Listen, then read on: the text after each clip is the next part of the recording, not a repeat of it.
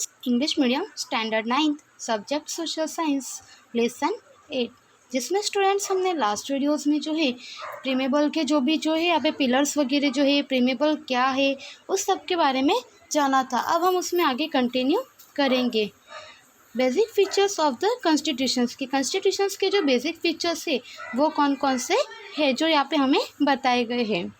The Constitution, which came into the force on 26 January 1950, is considered as the largest, extensive and the detailed written document. Given below is the basic and the salient features of it. तो यहाँ पे हमें क्या बताया गया है कि हमारा कॉन्स्टिट्यूशन जो कि 26 जनवरी 1915 को जो कंसिडर किया गया है वह जो है लार्जेस्ट है, एक्सटेंसिव है एंड डिटेल में जो है रिटर्न डॉक्यूमेंट है। एंड उसके जो कुछ बेसिक फीचर्स है वो यहाँ पे हमें जो है बताए गए हैं कि कौन कौन से फीचर्स उसके हैं। First one, return documents. तो हमारा जो कॉन्स्टिट्यूशन है उसका जो है फर्स्ट बेसिक फीचर है रिटर्न। कॉन्स्टिट्यूशन मीन्स कि रिटर्न डॉक्यूमेंट है। Except the Britain and the Israel, India along with the other nation of the world have their constitution in written form. तो यहाँ पे हमें क्या बताया गया है कि ब्रिटेन एंड इसराइल को छोड़ के जो है वर्ल्ड के बाकी के जो भी कंट्रीज़ है इंडिया की तरह, तो वहाँ सब जगह जो है हमारा जो भी है कॉन्स्टिट्यूशन जो है वह रिटर्न फॉर्म में है। कि ब्रिटेन एंड इसराइल में जो है वहाँ पे रिटर्न फॉर्म में नहीं है, अदर जो भी यहाँ पे कंट्रीज़ है वह सब जगह पे जो है यहाँ पे कॉन्स्टिट्यूशन रिटर्न फॉर्म में है, यानी लिखा हुआ एक डॉक्यूमेंट की तरह है। Considering the social, geographical, diversified circumstances and the prehistorical nation of the Constituent Assembly has kept the drafted constitution in written form.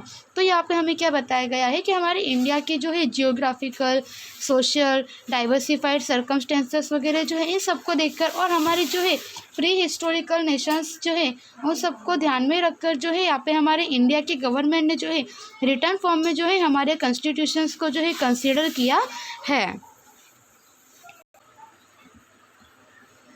Next, the size of constitution, जिसमें अभी तक हमने जो यहाँ पे कॉन्स्टिट्यूशन के जो बेसिक फीचर्स देख रहे हैं, फर्स्ट वन देखा return document, second is the size of the constitution कि हमारी कॉन्स्टिट्यूशन जो है उसकी साइज़ क्या है, जिसमें यहाँ पे हमें बताया गया है Indian constitution is divide in 22 sections comprising 395 section articles and 8 appendices. Now 12 the constitution comprises the provision for the state administration and the states inter relation, fundamental rights, principle for the political policies, judiciary, election commission, government institution, minorities, schedule caste and the deprived groups. Therefore, our Constitution of the India is the largest, extensive and the detailed written document compared to the other constitution. जिसमें यहाँ पे हमें बताया गया है कि हमारे India के कॉन्स्टिट्यूशन में जो है 22 सेक्शन में उसे जो डिवाइड किया गया है 395 आर्टिकल्स, जिसमें यहाँ पे हमें बताया गया है कि 395 आर्टिकल्स है यानी कि 395 कलम है एंड 8 अपेंडिस जो है वह धाराएं वगैरह जो यहाँ पे जो कि नाउ 12 अपेंडिस आई हुई है। इस तरह से कॉन्स्टिट्यूशन को जो है डिवाइड करके जो है बताया गया है।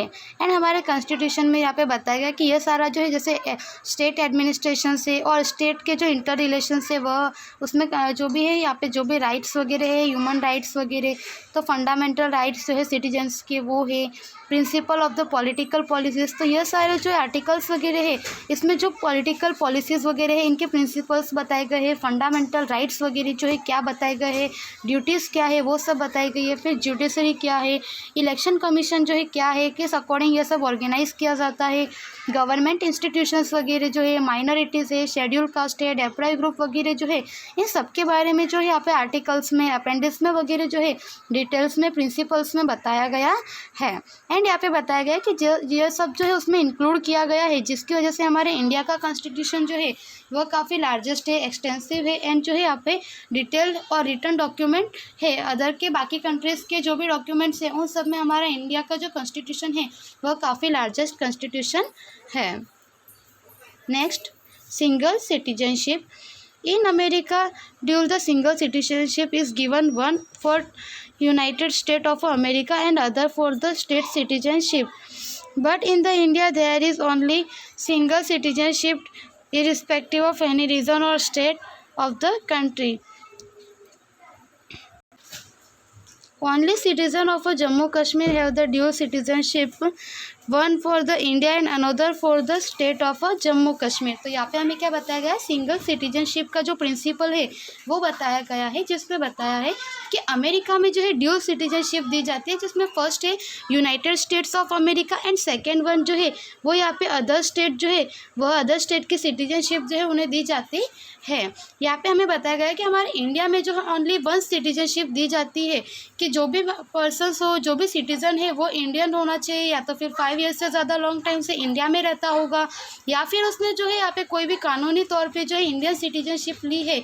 इस अकॉर्डिंग जो है किसी भी सिटीज़न को ओनली वन सिटीजनशिप दी जाती है।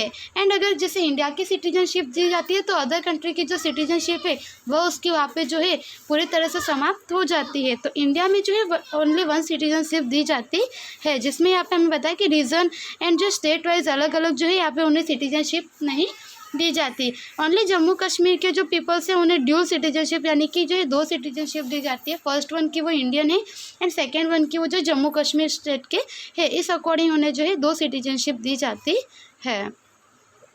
Next, the centre with the strong federal structure. तो यहाँ पे हमारा जो है फेडरल सिस्टम जो है वो उसका जो स्ट्रक्चर है वो स्ट्रॉन्ग है, वह बताया गया है। India is a union of a states, there is a nowhere any reference of the word federal in the constitution. Union of a states is the sentence use of India, जिसमें यहाँ पे हमें बताया गया है कि हमारे इंडिया में जो है हमारे इंडिया जो यूनियन स्टेट्स है, जिसमें कि कहीं पर भी जो है यहाँ पे हमारे कॉन्स्टिट्यूशन में फेडरल वर्ड जो है वह डिस्क्राइब नहीं किया गया है। हमारे इंडिया को जो यूनियन ऑफ स्टेट्स यानी कि संघ राज्य कहा जाता है। By the use of the union a permanent and the irreversible relations between the union and the component states of the indicate India. तो यहाँ पे हमें बताया गया है कि यूनियन स्टेट्स जो है वह वर्ड यूज़ किया गया है, जिसकी वजह से हमारे इंडिया में जो कंपोनेंट एंड इरिसिवेबल रिलेशनशिप जो है वह यूनियन एंड जो यानी कि संघ और जो है वह एंड केंद्र और जो है यहाँ पे कंपोनेंट स्टेट्स ऑफ इंडिकेटेड यानी कि स्टेट्स के जो है वह सब के बीच में जो यहाँ पे इंटर रिलेशंस जो है वह बताया गया है, केंद्र और राज्य सरकार के बीच में। India is a union of states and no state has the right to secede it. Thus, India is a union of states, yet it has to some the elements of the federal government. India the Indian federations, there are two sets of governments, the union government and the state governments. The constitution has the clearly marked areas of functioning for the both of the kinds of government. The constitution of the democrats the power of the central and the state government into the different list of a subject. तो यहाँ पे हमें क्या बताया गया है कि हमारे इंडिया की जो गवर्नमेंट है उसमें जो है संघ सरकार और केंद्र सरकार जो है उनके बीच का संबंध जो है वह बताया गया है कि दोनों के जो अलग अलग पावर से जो सेंट्रल गवर्नमेंट है उसका पावर अलग है, स्टेट गवर्नमेंट है उसका पावर अलग है, उन दोनों का जो वर्क है वह भी अलग अलग होता है। तो इस तरह से हमारे इंडिया में जो है यहाँ पे पूरा जो फेडरल स्ट्रक्चर है वह स्ट्रांगली जो है सेंटर में चलता है, जिसमें यहाँ पे हमें बताया गया है कि यूनियन लिस्ट कंप्राइजेस 97 सब्जेक्ट की। यूनियन लिस्ट जो है यानी संघ सरकार जो है उसमें जो है यहाँ पे 97 सब्जेक्ट जो है वह जो है इंक्लूड किए गए हैं। Subject of national importance like the defence, foreign affairs and the atomic energy, banking, railway, communication, post and the telegraph are included in the union list. तो यहाँ पे हमें बताया है कि जो भी हमारी नेशनल इंपॉर्टेंस जो है जैसे कि लाइक कि डिफेंस है, फॉरेन अफेयर्स है, फिर एटॉमिक जो है एनर्जी, वह banking, railway, communication, post, telegraph वगैरह, इन सब से रिलेटेड जो भी रूल्स रेगुलेशंस वगैरह बनाना है, इन सब में जो भी इम्प्रूव करना है, डेवलप करना है, क्या करना है, किस अकॉर्डिंग करना है, यह सारा जो है यूनियन लिस्ट में इंक्लूड किया गया है। मीन्स कि जो सेंट्रल गवर्नमेंट है वह इन सब के बारे में जो है यहाँ पे रूल्स रेगुलेशंस बनाती है एंड उसे फॉलो करवाती है। Next is state list. तो यहाँ पे स्टेट लिस्ट में हमें बताया गया है the state list comprises of 66 subject की। स्टेट लिस्ट जो है उसमें 66 सब्जेक्ट को इंक्लूड किया गया है। The state list comprises of the important subject on which of the state legislatures house can pass law. यहाँ पे हमें बताया गया है कि स्टेट से रिलेटेड जो भी यहाँ पे होते हैं सब्जेक्ट, जो भी लॉज वगैरह जो लेजिस्लेचर में जो है यहाँ पे वह जो है लॉज वगैरह पास करवाए जाते हैं। विधानसभा में जो है इसके जो भी कानून वगैरह बनाए जाते हैं वह आगे अमल में करवाए करवाए जाते हैं। Subject like the law and the order, the state government institution, agriculture and the irrigation, health, land, interstate trade and the commerce are included. तो स्टेट गवर्नमेंट्स जो है उसमें जो है ऐसे कौन कौन से लॉज वगैरह होते हैं, तो स्टेट गवर्नमेंट के इंस्टीट्यूशन है उससे related, agriculture, irrigation, health and जो है लैंड, इंटरस्टेट वगैरह जो है, कॉमर्स, ट्रेड वगैरह, इन सबसे रिलेटेड जो है स्टेट का वर्क वह पूरा जो स्टेट गवर्नमेंट जो है वह करती है कि उसके लिए रूल्स रेगुलेशंस बनाना, कैसे इम्प्रूव करना, किस अकॉर्डिंग कौन सा जो है यहाँ पे प्रोजेक्ट्स वगैरह करवाना। तो इन सबसे रिलेटेड जो भी वर्क है वह यहाँ पे जो स्टेट गवर्नमेंट की लिस्ट में जो है इंक्लूड किया जाता है। If there is a failure of a law and order in the state, the union government with the consent of or against the will of the state and the same receive the police force. तो यहाँ पे हमें बताया गया है कि किसी भी अकॉर्डिंग जो है यहाँ पे स्टेट गवर्नमेंट के एंड जो यूनियन स्टेट के जो भी रूल्स होते हैं वो अगर एक दूसरे के ऑपोजिट्स में हो जाते हैं, लॉज वगैरह जो यहाँ पे पास आउट नहीं होते, वो फेल्स हो जाते हैं, तो उसके अगेंस्ट में जो है यहाँ पे जो सेंट्रल गवर्नमेंट है वह यहाँ पे जो CRPF वगैरह जो है वह भेज सकती है। नेक्स्ट इज कंकरेंट लिस्ट, जिसमें यहाँ पे हमें बताया गया कि बाकी के जो सारे जो है वर्क्स वगैरह वह in addition to this the constitution provides for the third list is called the concurrent list. तो यहाँ पे हमें बताया गया है कि इसमें हमारे कॉन्स्टिट्यूशन में थर्ड लिस्ट जो बताई गई है जिसमें अदर वर्क्स वगैरह बताए गए हैं तो उसे जो है हम कंकरेंट लिस्ट कहते हैं। Which consist of a subject of a common concern both to the central and the state government. तो यहाँ पे हमें क्या बताया गया है कि यहाँ पे जो सेंट्रल एंड स्टेट गवर्नमेंट जो है वो दोनों ही जो कॉमनली कंसर्न किया गया है।